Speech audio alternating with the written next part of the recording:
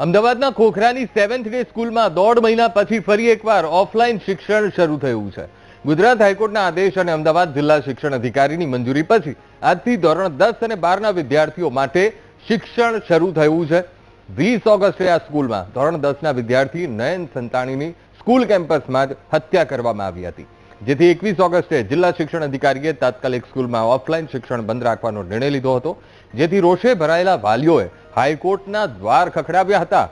જે પછી હાઈકોર્ટે વિદ્યાર્થીઓના ભવિષ્યને ધ્યાનમાં રાખી ધોરણ 10 અને 12ના વિદ્યાર્થીઓ માટે સ્કૂલ શરૂ કરવા આદેશ આપ્યો હતો, જેથી આજથી સ્કૂલમાં મેટલ ડિટેક્ટર, સિક્યુરિટી, સીસીટીવી અને એમ્બ્યુલન્સની સુવિધા સાથે આ સ્કૂલ શરૂ કરવામાં આવી છે।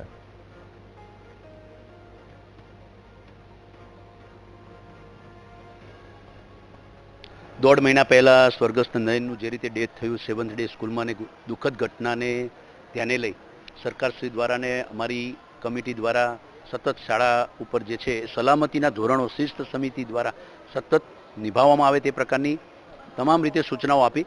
શિસ્ત અને સલામતીના ધોરણોને ધ્યાને લઈ શરતોને આધીન અને ભવિષ્યમાં આવી કોઈ પણ પ્રકારની ઘટના ન બને તે રીતે જવાબદારી શાળાને અમે નક્કી કરી આ પ્રત્યક્ષ શિક્ષણ ધોરણ 10 અને 12નું શરૂ કરવા માટેનો નિર્ણય લીધો છે અને આજથી શરૂ થયું છે। वी हैव गॉट हम लोग को पूरा का पूरा डीओ के ऑफिस से लिस्ट मिली है, क्या करना है क्या नहीं करना है और कुछ इम्प्रूवमेंट किए। वैसे हम लोग की ओर से भी बहुत सारे बातों को ध्यान में रखा गया है।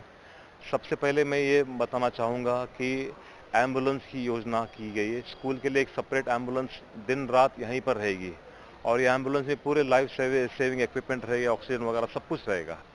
ऊपर से हमने सिक्योरिटी को मंगवाया पंजाब से और ये जो सिक्योरिटी है ये एक्स मिलिट्री पर्सनल है, वो 10 लोग हैं। ऊपर से स्कूल के भी 10 से 15 सिक्योरिटी स्टाफ है।